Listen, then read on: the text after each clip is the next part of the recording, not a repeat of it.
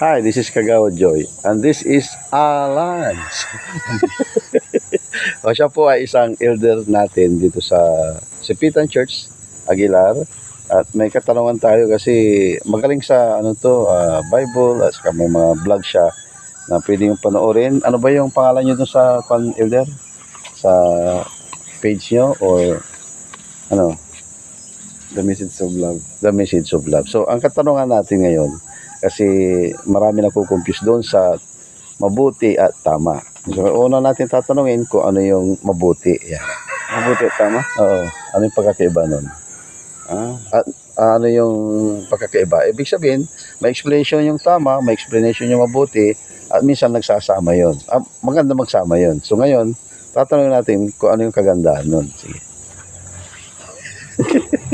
Gano'n. So, Tama. yan, pakinggan po natin. Ang tama po, mga kapatid, ay ito po yung talagang alam mong tama siya. Tama talaga siya.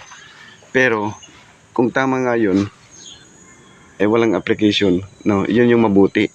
Ang mabuti kasi, kahit alam mo yung tama, kung hindi naman mo siya ina-apply sa buhay, hindi siya nagiging mabuti. Alam mong tama yun. Halimbawa, yung mga kautusan ng Diyos, tama yun. Para sa ikabubuti mo yun kung tutuparin mo.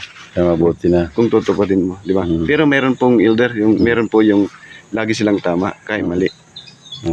Kaya nga dapat, hindi ang point po natin dito, hindi pwedeng maghiwalay yan.